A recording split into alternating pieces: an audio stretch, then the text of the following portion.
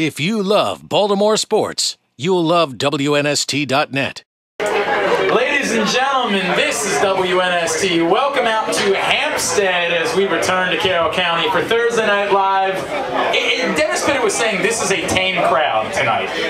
And I don't like that because I've heard that there are Ravens rowdies in Carroll County. So if you would, as I introduce our host tonight, please give it up for number 88, Dennis Pitta.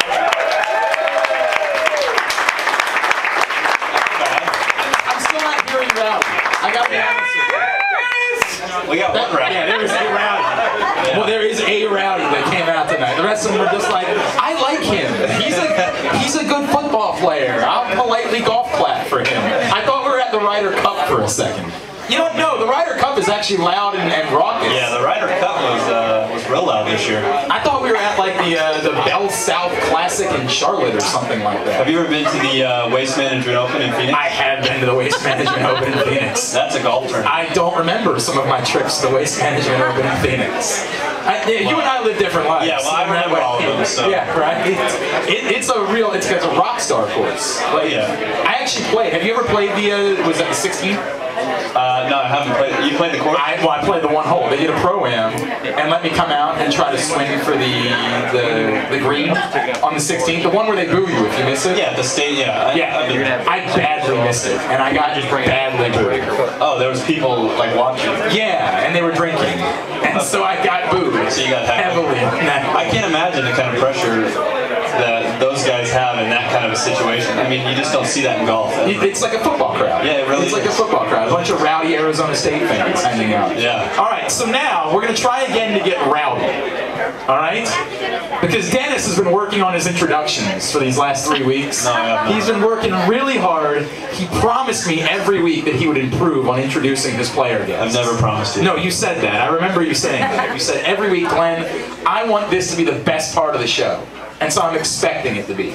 So hopefully when you introduce your guest, this place, the roof will just come off. Greenmount Station here in Hampstead, all right? Are you going to get it started? I'll do my best. Dennis's guest tonight is a rookie offensive lineman. He's from Delaware, the same place where one Joe Flacco went, ladies and gentlemen. He might be from Pittsburgh, but he's denounced all ties. He's denounced all ties, which makes him a good man. Dennis Pitta, your guest tonight is... Gino Gradkowski, did I say that right? Yeah, you got it. Give it up for Gino! That's amazing. Gino's only been around here for a few weeks and they've already named restaurants after him. It's weird, right? Wait, is that not Gino Gradkowski's? That's not your place that I see every day? I mean, it's a good name to use. You know?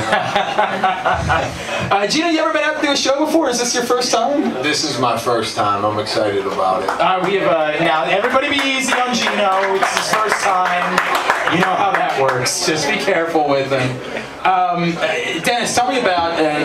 We talked when Justin Tucker was out the first week. Yeah. About Rookie Talent Night. Yeah. And we remember that Justin sang some Italian opera. And by the way, you guys are on pace. 4 wins away from him coming out and singing with us. It's true. What was Gino Gradkowski's talent that night? I'll tell you what, it wasn't memorable. I don't remember. Gino? What was it? I can't believe you don't remember it. I really don't. It's everybody's favorite Christmas song. Oh, you sang the Rudolph song or whatever? Yep. That was the, hang on a second. On Rookie Talent Night, on your opportunity to make a name for yourself with these fellow football players, your go-to was Rudolph? The Red-Nosed Reindeer. Why wouldn't it be? It's a great song. I mean, you couldn't come up with like a fight song. You didn't have anything to go to. But the song that you've been singing since you were 2 years old. Well, I'm a terrible singer, and the only kind of songs you can get away with being a terrible singer are Christmas songs or holiday songs. So. Oh my gosh! Now hang on. Gino says he's a terrible singer. I say he has to prove it. Gino! 0 for 4 now and trying to get performances this season. No, I don't want to empty the place. I want to keep the people here. No, I think they want to hear it, right? You guys can't do it. Oh, man. Don't let them pressure you into that, Jimmy. Oh, man. All right, all right. You guys coming off, obviously, a weekend where you're able to have an extra couple of days. Dennis, I'll start with you. Give me an idea. What was it like, you know, after we joked that you had spent the whole week last week in a cold tub, give me an idea of what it was like to have a couple extra days to get yourself together this weekend. Oh, it was nice. I mean, well, we played 4 games in 18 days. You know, that's a tough way to start the season. And it was a much needed, you know, rest time for us.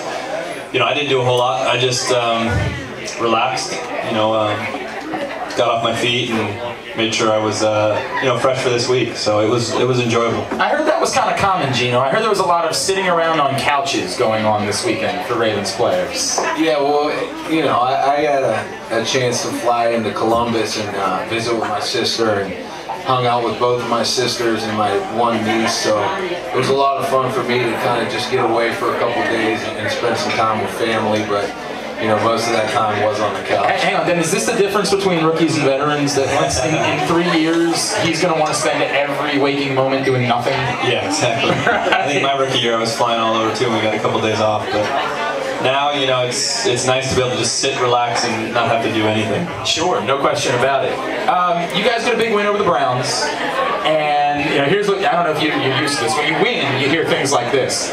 Yeah, but they should have beat him by more than that. You know, that was, I know they won, but it was only by a touchdown. That's not good enough. What's your reaction when you hear something like that? You know, my reaction is always, I don't think that person really understands football that much. And, you know, especially in the NFL, it's so tough to win every week.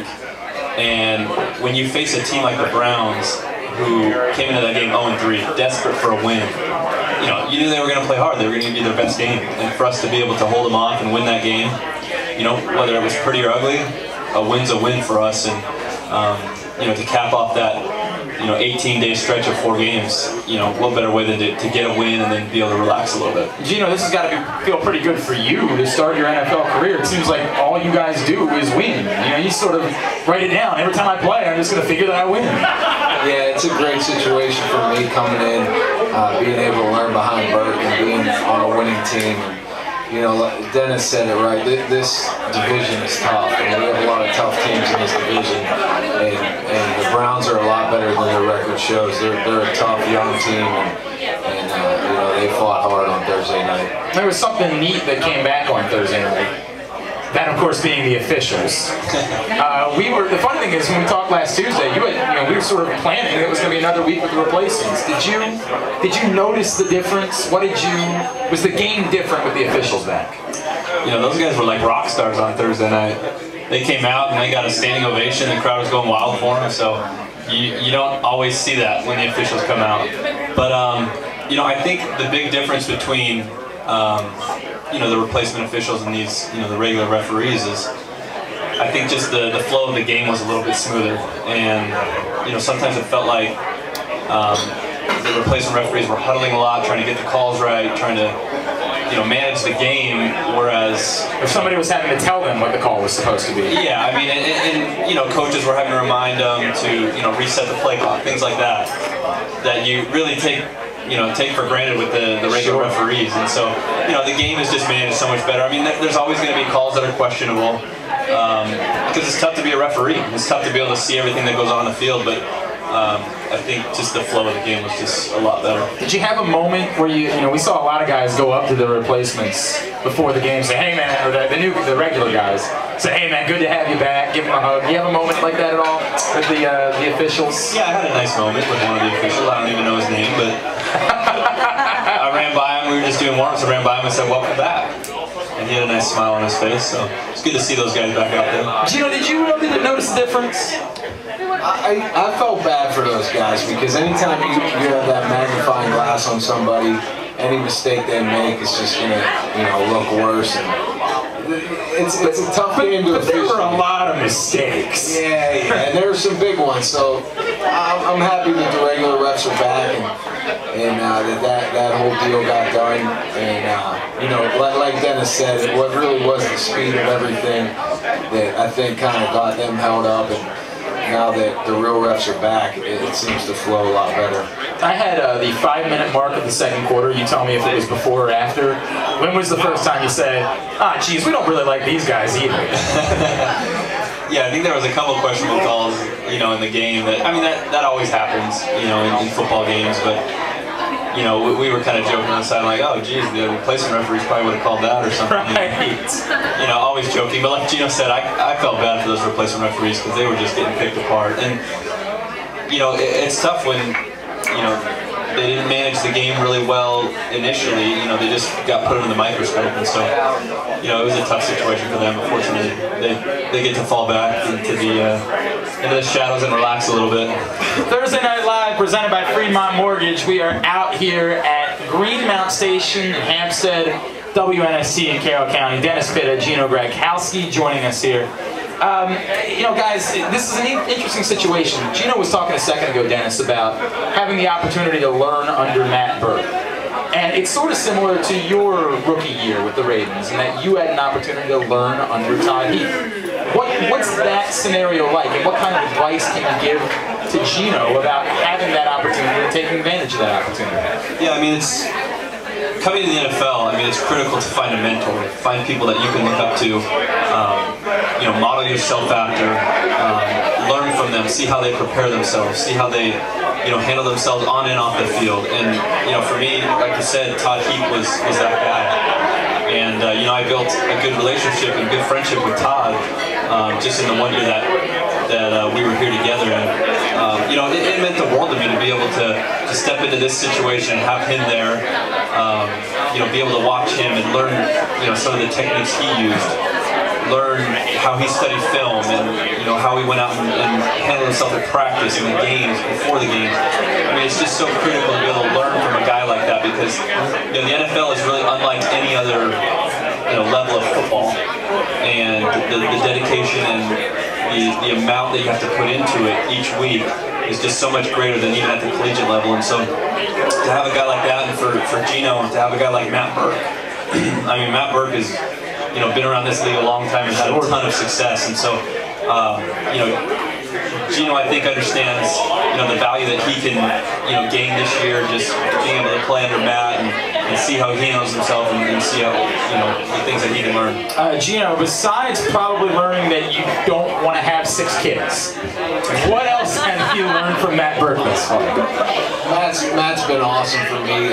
He's always had his door open, and he's been willing to help me out with any kind of questions that I have. And, it's really everything from on the field and off the field. I use that resource, that great resource that I have, to just try to suck all the knowledge I can, and like a sponge. And it's just, I'm fortunate to be in this situation, and I'm just trying to be patient right now, because it's tough not playing, but at the same time, I know that I'm in a great situation, and when you're winning everything, it's a lot easier. Now, Dennis told us that Joe Flacco hit him up for babysitting already.